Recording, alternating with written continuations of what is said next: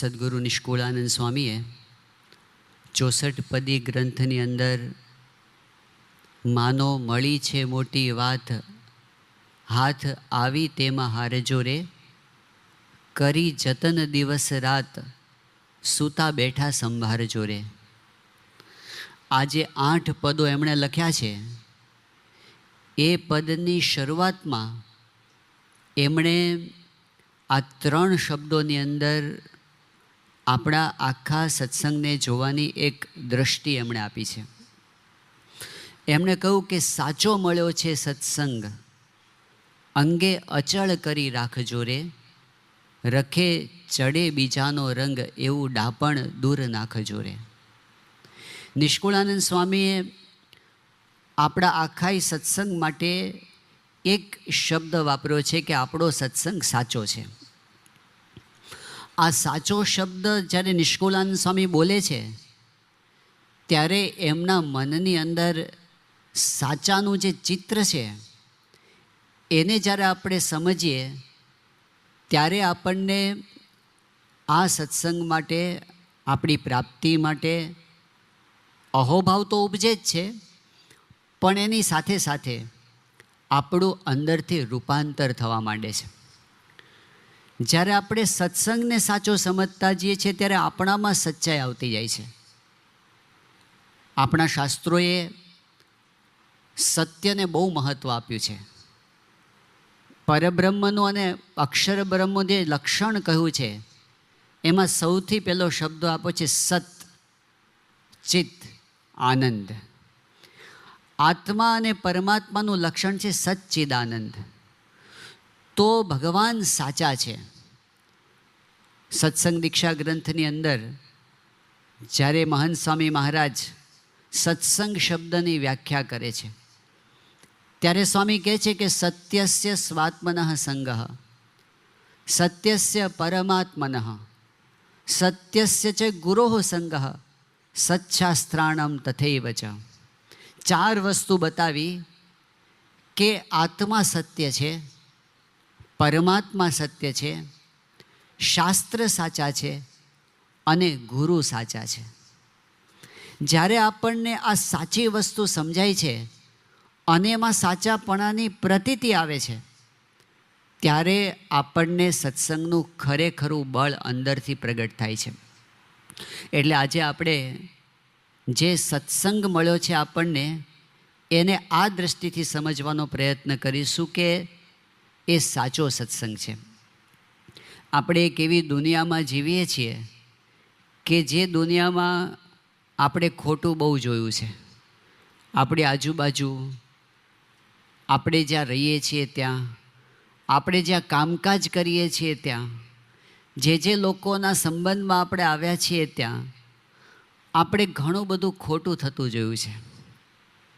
નિષ્કુળાનંદ સ્વામીએ દૃષ્ટિ આપી આ સત્સંગ સાચો સત્સંગ છે. તો સાચો સત્સંગ એટલે ભગવાન સાચા છે. પરબ્રહ્મ પરમાત્મા અનંત બ્રહ્માંડના અધિપતિ સર્વ કરતા હરતા એક જ ભગવાન છે. એ ભગવાન સાચા છે. આજે દુનિયામાં એક વર્ગ એવો છે કે જે એ શંકામાં જીવે છે. કેટલાક કહે છે કે ભગવાન છે, કેટલાક કહે છે ભગવાન નથી, અને કેટલાક વચમાં છે, હોય ખરા ના પણ હોય. આમ જુઓ તો એગ્નોસ્ટિક જાજા છે, એટલે કે અવઢવવાળા જાજા છે. ભલે કહેતા હોય આસ્તિક હોય તોય અવઢવ પડી હોય. એક એની વાર્તા એક એવી છે કે એક વખત એવું થયું કે દુનિયાના જુદા જુદા દેશોના વૈજ્ઞાનિકો ભેગા થયા, અવકાશ વિજ્ઞાનીઓ, અને પહેલી વખત એક બહુ મોટું મિશન કર્યું. કયું મિશન? કે અવકાશની અંદર 6 મહિના સુધી રહેવાનું માણસ સહિતનું અવકાશયાન. હવે આવું ક્યારેય થયું નહોતું. આ પહેલી વખત આવું થતું હતું અને બહુ એક મોટી સિદ્ધિ હતી માનવ જાતની. તો દુનિયાના જુદા જુદા દેશના અવકાશયાત્રીઓ ભેગા થયા હતા અને આ મિશન પાર પાડ્યું. 6 મહિના સુધી અવકાશમાં રહી અને સંશોધનો કરીને એ પાછા આવ્યા.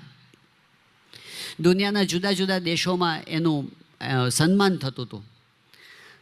તો એમ કરતાં કરતાં એ ટીમ છે રશિયા પહોંચી. એ વખતે રશિયા USSR દુનિયાની બહુ મોટી સામ્યવાદી સત્તા હતી અને સંઘ હતો, સોવિયેટ સંઘ, અને એના પ્રમુખ તરીકે હતા ક્રુશ્ચોવ. હવે આપણે જાણીએ છીએ કે સામ્યવાદનો એક પાયાનો સિદ્ધાંત એવો છે કે ભગવાનના અસ્તિત્વમાં કોઈ પણ ધર્મમાં નહીં માનવાનું. જે સામ્યવાદનો પ્રણેતા હતો કાર્લ માર્ક્સ, એનું એક વાક્ય છે કે religion is an opium of mass. આ ધર્મ કે ભક્તિ કે એ બધું શું છે? તો એ કે એ તો છે ને સમુદાયનું અફીણ છે. એટલે જેમ એક માણસને અફીણ ખવડાવી દીધો હોય તો કેમ ગાંડા કાઢતો હોય, એમાં ઝાઝા માણસોને એકારે અફીણ પીવડાવી દીધું છે ને બધા ભેગા થઈને ગાંડા કાઢે છે. આ ધર્મ છે. આવું કાર્લ માર્ક્સ પોતે માનતો હતો. અને એટલે સામ્યવાદની અંદર પણ કોઈ પારલૌકિક સત્તા હોય, કોઈ કંઈક ભગવાન હોય, કોઈ એક ધર્મ હોય, એમાં નામ માનતા નથી એ લોકો. હવે એવી સત્તાનો આ રાષ્ટ્રપ્રમુખ કહેવાય ક્રુશ્ચોવ. જ્યારે બધા અવકાશ યાત્રીઓ ત્યાં રશિયા પહોંચ્યા ત્યારે એક મિટિંગ ગોઠવાણી. એટલે જે પ્રમુખ હોય એની સાથે અવકાશ યાત્રીઓની મિટિંગ થઈ અને બધાને ધન્યવાદ આપ્યા. પછી એક ખાનગી મિટિંગ યોજાઈ કે એ જે અવકાશયાનમાં બધા યાત્રીઓ ગયા હતા એનો જે લીડર હતો એની સાથે એ ખાનગી મિટિંગ થઈ પહેલાં ત્યાંના રાષ્ટ્રપ્રમુખની. વાતમાં ક્રુશ્ચવે કીધું કે આ દુનિયાની અંદર ઘણા બધા લોકો એવું કહે છે કે ઉપર એક ભગવાન બેઠા છે અને ઉપર બેઠા બેઠા દુનિયા ચલાવે છે. તો તમે તો 6 મહિના અવકાશમાં રહીને આવ્યા, તો તમને કાંઈ એવો અનુભવ થયો કે ઉપર બેઠા બેઠા કોઈક ચલાવે છે આવ્યો? તો પેલો જે અવકાશ યાત્રી હતો એણે કીધું કે હા, અમને ડગલે ને પગલે અનુભવ થયો કે ઉપર એક પારલૌકિક સત્તાના ધરનાર ભગવાન બેઠા છે અને એ જ આ સૃષ્ટિ ચલાવે છે, એટલે બધું એનું ધાર્યું થાય છે એવી અમને દ્રઢપણે પ્રતીતિ થઈ. હવે આ વાત સાંભળીને એટલે પેલો જે ક્રુશ્ચોવ હતા એ વિચારમાં પડી ગયા અને પછી ધીમે રહીને બોલ્યા કે મને પણ એવું લાગતું હતું તો ખરું કે જ્યારે આટલા બધા લોકો ભગવાન છે એવું કહેતા હશે ત્યારે ખરેખર હોવું જોઈએ. તમે કીધું છે તો કદાચ એવું જ હશે, પણ મારી એક વિનંતી છે. એટલે પેલા વૈજ્ઞાનિકે કીધું બોલો શું વિનંતી છે? તો એ કહે કે મારી વિનંતી એ છે કે આ વાત તમે બીજાને ન કરતા, નહીંતર અમારું પડી ભાંગશે.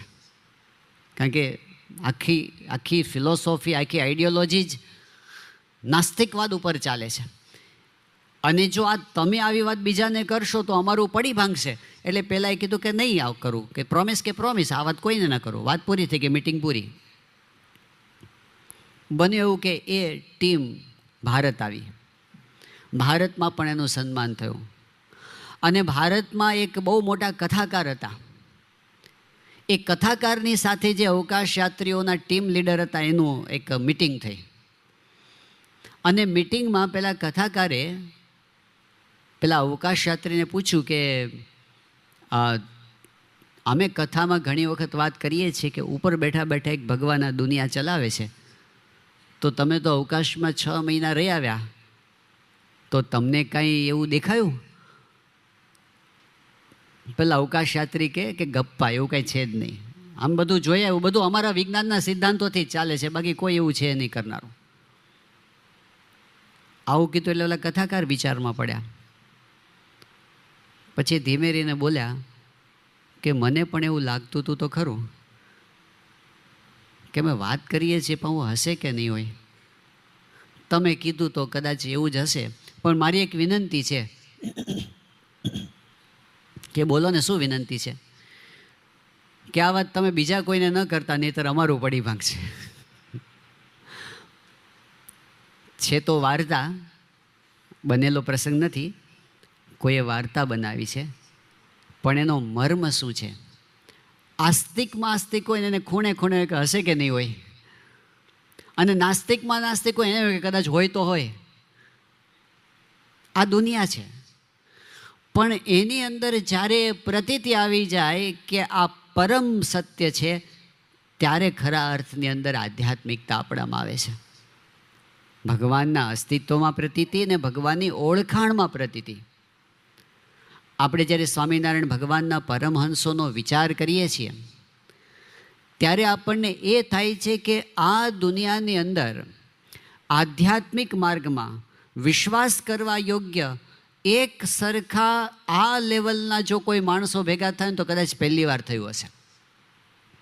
વિશ્વાસ કરવા યોગ્ય. આપણે દુનિયામાં વિશ્વાસ કોનો કરીએ છીએ?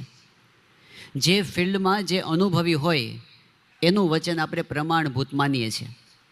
દાખલા તરીકે આપણને હાર્ટમાં તકલીફ થઈ હોય અને આપણે ડૉક્ટર પાસે જઈએ, ડૉક્ટર આપણો કાર્ડિયોગ્રામ કાઢે અને પછી જે હાર્ટ સ્પેશિયાલિસ્ટ હોય એ તમને જોઈને કહે કે તમારે 2 બ્લોકેજ છે અને તમારે એન્જિયોપ્લાસ્ટી કરાવવી પડશે. આવું કદાચ કોઈ કહે તો આપણે એનું માનીએ છીએ. પણ હવે એ જ કાર્ડિયોલોજીનો જે કાર્ડિયોગ્રામ છે એ લઈ અને પછી કદાચ કોઈક દુનિયાનો મોટામાં મોટો એન્જિનિયર હોય, કદાચ એને દુનિયામાં મોટામાં મોટો બ્રિજ બનાવેલો હોય, કદાચ એને નોબલ પારિતોષિક મળેલો હોય, એવો માણસ હોય પોતે એના ફિલ્ડમાં, પણ એ તમને એમ કહે કે આમાં કાંઈ નથી, આ તો ખાલી છે ને તમને આ પેલો હાફ ચડ્યો હશે ને એટલે એવું લાગતું હશે, તમે ખાલી અજમો ખાજો તમને સારું થઈ જશે. આપણે આ માનીએ એનું કે તમે મોટા છો, તમે દુનિયામાં પ્રતિષ્ઠિત છો, પણ તમારું ફિલ્ડ જુદું છે. મારે જ્યારે મકાન બનાવવાનું હોય ત્યારે કેટલા ફૂટનો બીમ નાખવાનો હોય તો હું તમને પૂછું, પણ મારે તો હાર્ટનો પ્રશ્ન છે. હવે એ જ વસ્તુ લઈને તમારે મકાન બનાવવાનું હોય અને દુનિયાનો ટોપ લેવલનો કોઈ હાર્ટ સર્જન તમને એમ કહે કે આમાં બીમ નાખવાની જરૂર જ નહીં, સીધી દુનિયા લઈ લો, એવું કહે તેનું માનો તમે? અને પેલો ખાલી કોન્ટ્રાક્ટર હોય, 9મું ધોરણ ભણેલો, અને એ કે આમાં નાખવું જ પડે કારણ કે એને બાંધકામનો અનુભવ છે. તો જે ફિલ્ડમાં જે અનુભવી હોય એનું વચન પ્રમાણભૂત થાય છે. આપણે આ કાઠિયાવાડની અંદર બધા હીરા ઉદ્યોગમાં આપણે પડ્યા છીએ, તો હવે એને હીરામાં જે 10, 15, 20, 25 વર્ષથી કામ કરતા હોય એને ખબર પડે કે આને નાશ કહેવાય ને આને જીરમ કહેવાય.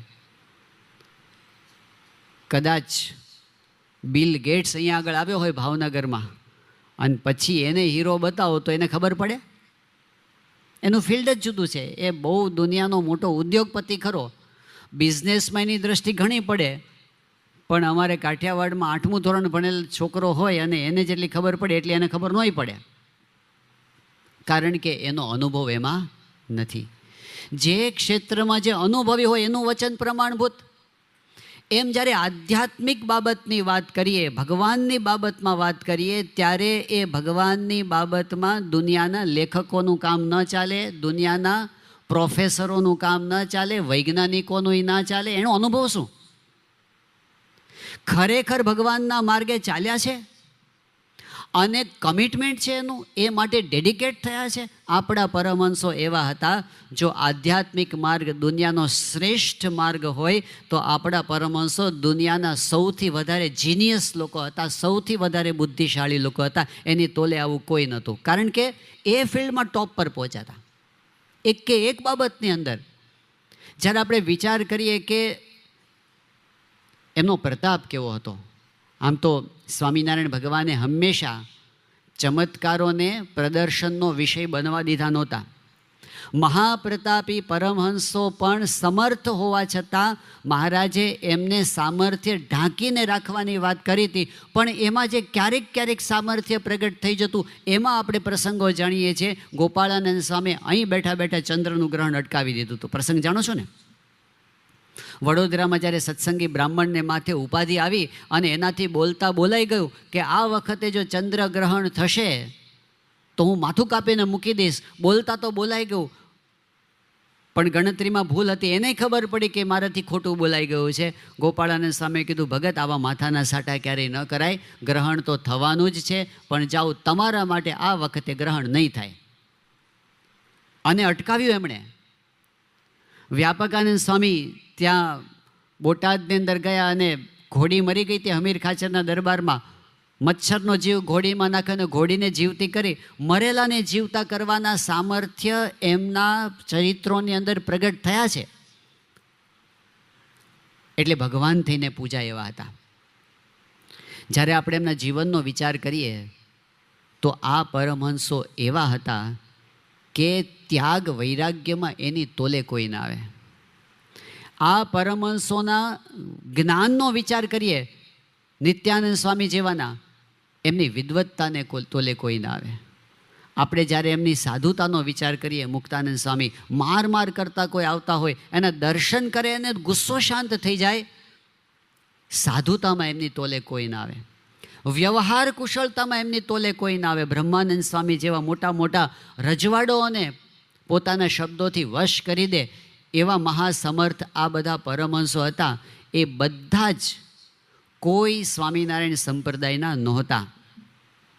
સ્વામિનારાયણ સંપ્રદાયના તો નહોતા, પણ કેટલાક એવા પણ હતા જે સ્વામિનારાયણ સંપ્રદાય પ્રત્યે પૂર્વગ્રહ કે દ્વેષ કે ગેરસમજ ધરાવતા હોય એવા હતા.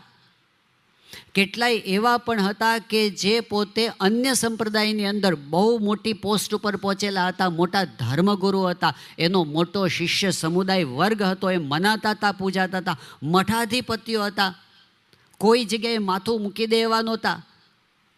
હવે આવા લોકો પાસે કોઈ જાય, સામાન્ય રીતે કોઈ અભણ હોય, કોઈને કંઈ ગામ ખબર ન પડતી હોય, કોઈ ભોળા માણસો હોય, એને કોઈ છેતરી જાય અને કોઈ કહે કે આ ભગવાન છે તો કદાચ માની લે. પણ આ પરમહંસો તો ભગવાન તત્વ માટે એટલા ગંભીર હતા કે કોઈ આવીને એમ કે હું ભગવાન છું તો સીધા માની લે.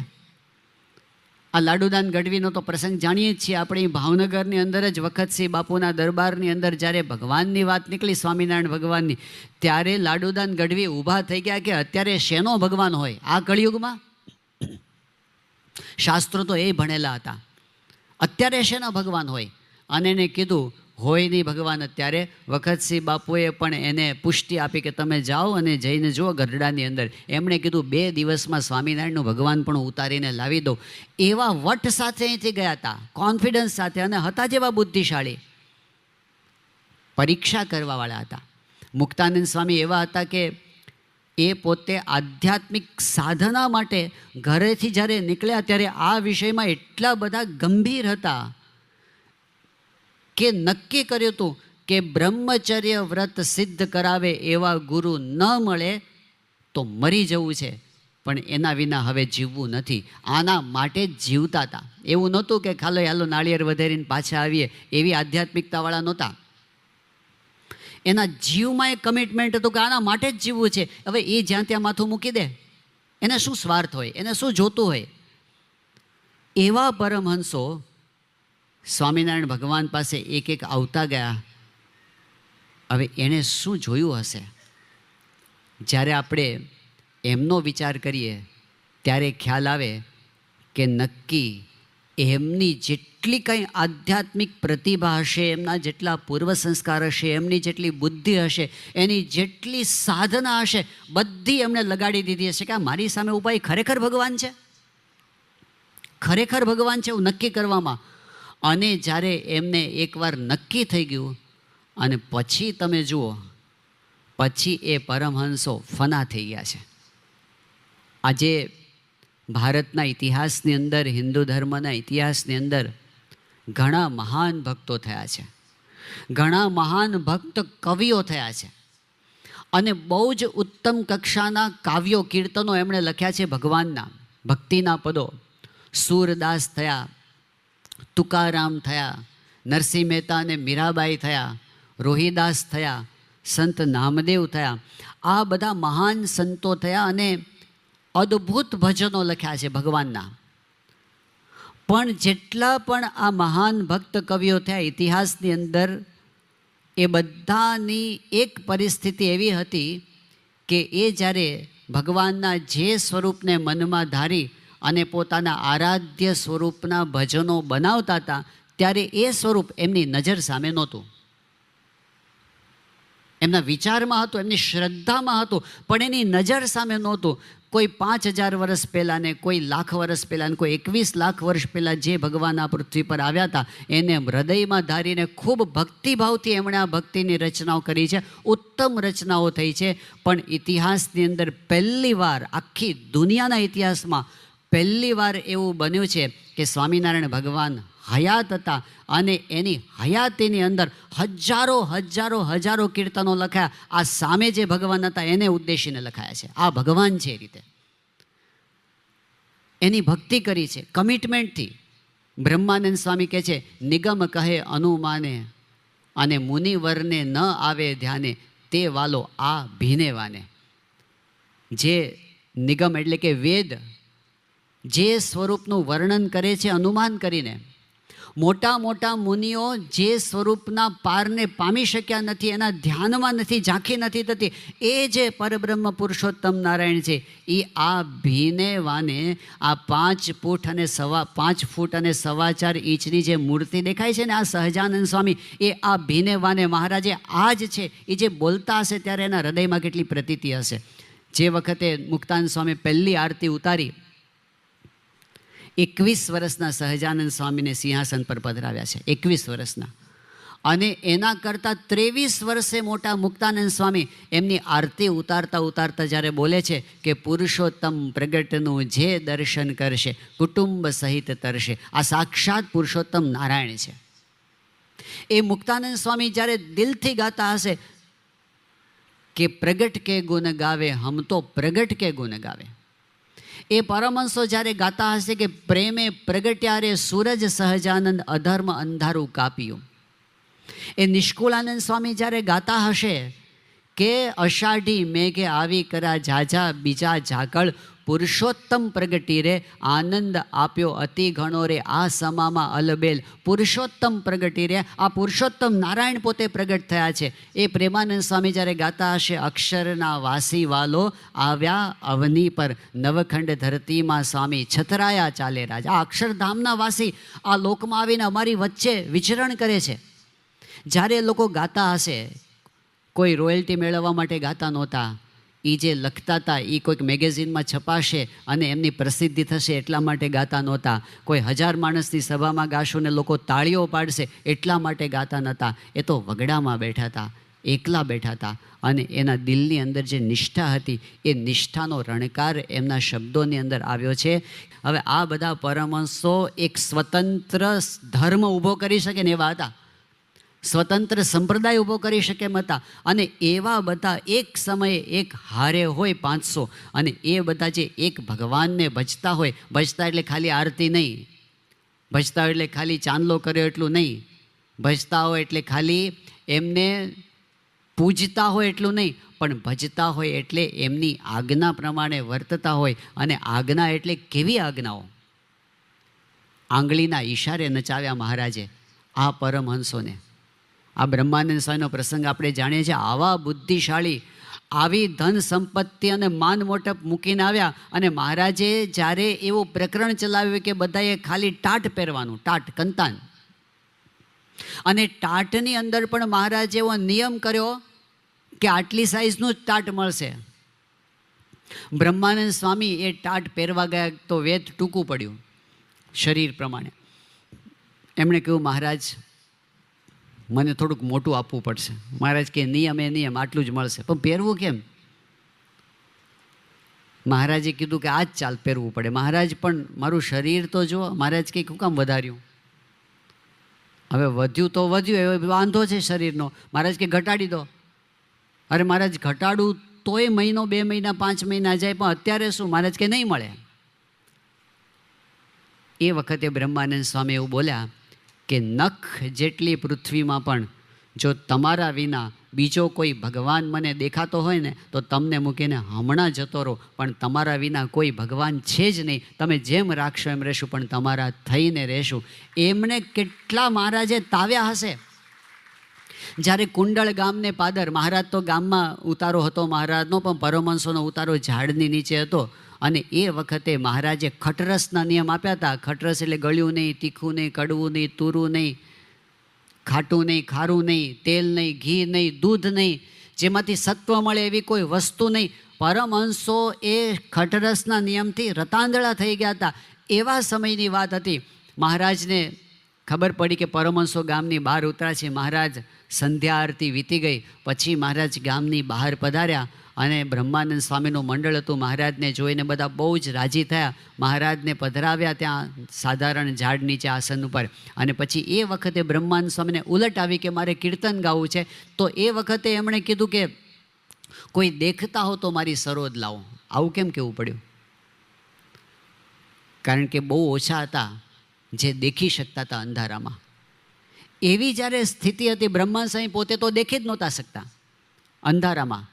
અને સરોદ મંગાવી અને સરોદ વગાડતા વગાડતા બ્રહ્માનંદ સ્વામીએ ભજન ગાયું કે રાજ મારે દિન દિન દિવાળી રે, અજવાળ્યા તમ સારું ઓરડિયા, મેં તો ઝાડીડે ઝાડીડે નંગ જડ્યા. હવે વગડો હતો, અજવાળાય નહોતા ને ઓરડાય નહોતી ને ઓસરીઓય નહોતી અને ઝાડીઓય નહોતી ને નંગેય નહોતા, કાંઈ નહોતું. પણ અંતરમાં જે પ્રકાશ હતો કે આ ભગવાન અમારી સામે બેઠા છે એટલે રોજ દિવાળી દિવાળી દિવાળી અખંડ આનંદમાં એ બધા રહેતા હતા.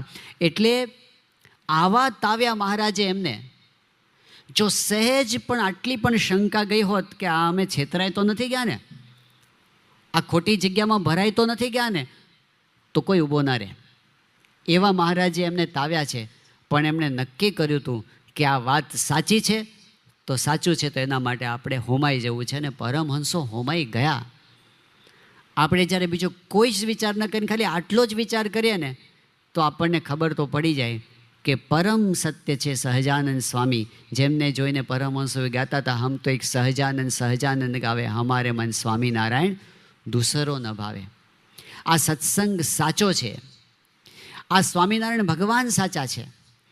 અને સ્વામિનારાયણ ભગવાને જે આપણને વારસો આપ્યો, એમની આ ગુરુ પરંપરા, એ પરમ સત્ય છે એવું જ્યારે આપણને સમજાય ત્યારે એનો કેફ ડબલ થઈ જાય.